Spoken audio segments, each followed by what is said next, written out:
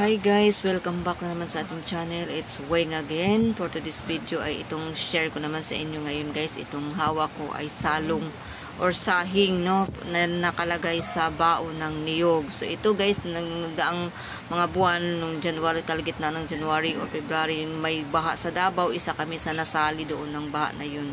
So dahil nag-run out sa amin at malakas yung ulan, hindi kami makalabas dahil bumaha na nga. Pansin nyo guys, nauulan siya, no, dahil sobrang ulan ng mga panahon na ito guys. So ito ang yung nakakatulong din sa amin para maibsan man lang yung dilim, sobrang dilim ng gabi. So ito ay kumbaga kumuha ako ng salong or sahing ng medyo hindi naman ganun karami. So sinindihan ko siya.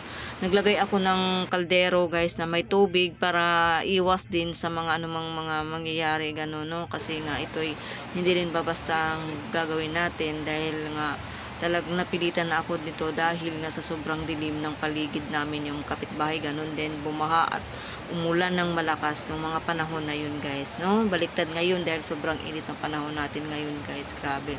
So yun, nasali kami sa baha na yun guys sa Davao. So ito guys, sinindihan lang natin siya para maibsan lang yung dilim, no, ng aming paligid. So ito nakakatulong talaga ito guys, no?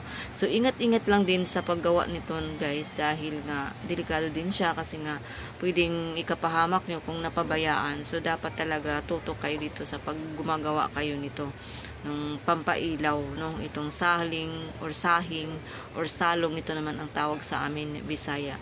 So yun guys, so ito po ay nakalagay sa bao guys. So ang bigat nito ay nasa media kilo. So ito guys, ang talagang gamot nito talaga ay sa binat talaga ito. So yan, ito ay matigas na. So ang ginawa ko, kumuha lang ako dyan, ginamitan ko ng kutsilyo kasi medyo matigas-tigas kasi siya. So kumuha ako dyan sa pinaka ibabaw yan, in-slice ko siya kasi matigas para maging malambot sa ibilad lang yan sa araw para maging malambot siya, para siyang wax ang lambot niya. So kasi dahil matigas na siya, matigas na talaga, so ginamitan natin siya ng kutsilyo para makakuha tayo ng kunting salong or sahing. So nilagay ko siya dyan sa kaldero na may tubig para pag sinindihan natin hindi siya